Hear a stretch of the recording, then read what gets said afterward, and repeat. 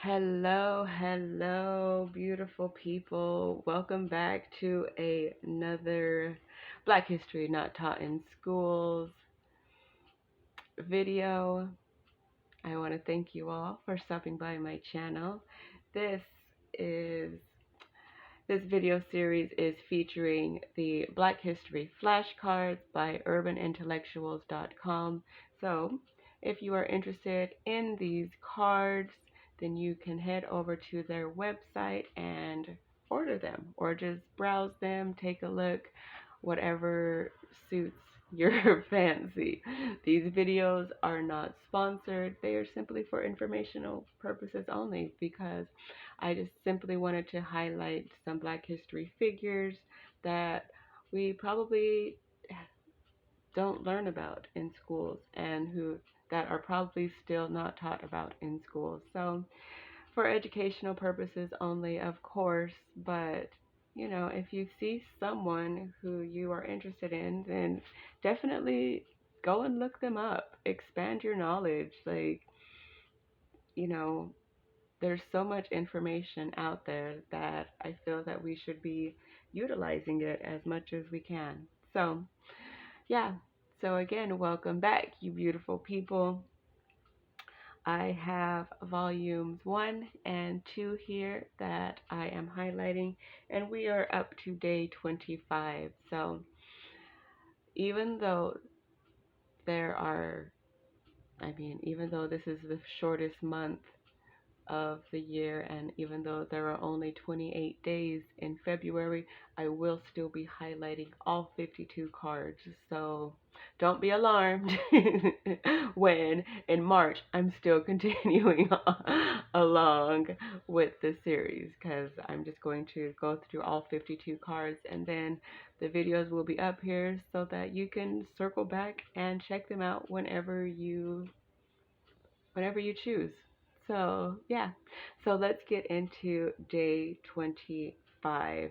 I have volumes 1 and 2. Volume 2 is highlighting the women of Black history.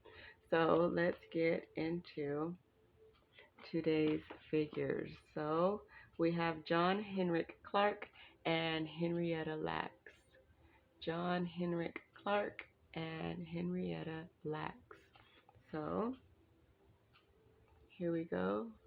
John Henrik Clark, January 1st, 1915 to July 12th of 1998.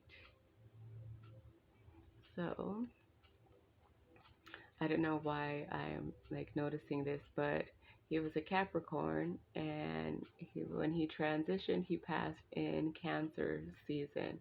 And Cancer and Capricorn are exact opposites. They are the opposite signs of one another. I don't know why that um, stood out to me, but yeah, it did. So, John Henrik Clark was a Pan Africanist writer, historian, and professor. He was a pioneer in the creation of Africana studies and professional institutions in academia starting in the late 1960s. He founded the African Heritage Studies Association and the Black Caucus of the African Studies Association in 1968. He challenged the views of academic historians and helped shift the way African history was studied and taught. He actively deconstructed the lies, propaganda, and miseducation of white supremacy via lectures, debates, academic research, and books. He met and mentored many of the great minds throughout the African diaspora. One of his landmark works is a great documentary. Wait, one of his landmark works is a documentary called "A Great and Mighty Walk," about his life and the history of Africans throughout time and across the globe. So, yeah, I was reading a bunch of different words there, but this is John Henrik, maybe Clark. So, yeah, and I do believe that there are books that he has written as well. And yeah, he is someone that we should know about in our studies of Black history, but also just history of people in general. So, next we have Henrietta Lacks, August 1st, 1920 to October 4th, 1951.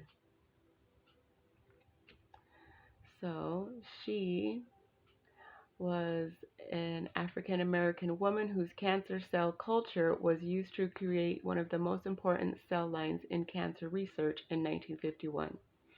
She was diagnosed with cervical cancer in 1950 after giving birth to her fifth child at the age of 30.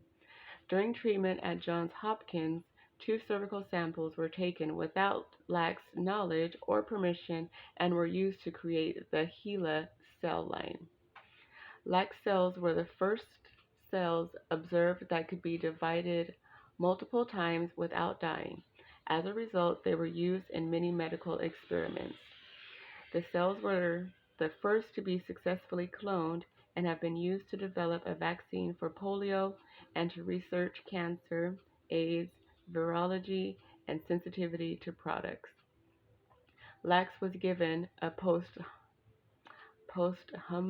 oh my gosh, I can this word, a hummus post hum okay, yeah, uh after death, I'll just say that, honorary doctorate in public service in 2011 and inducted into the Maryland Women's Hall of Fame in 2014. So, back in 1951, basically, they stole her cells and started to use them for scientific purposes. She was never reimbursed or anything like that for them, and she was never told that they were used. So, with that, she ended up passing away from her cancer, and her cells were continued to be used and have been used since 1951 in many types of research on, all of those diseases. So, yeah, that part. So that's just that's one of the dark sides of the medical industry is that, you know, the more you look into history, it's not so great, but, you know, I feel that they definitely owe her children at least something since they failed to save her life and then stole her cells. But that's just me, you know. So, but anyway, so those are the two figures from Black History for today, the 25th day of the month. I hope that you all learned something new and that you're enjoying this series. So, thank you for tuning in. I appreciate each and every one of you, and I will see you in the next one.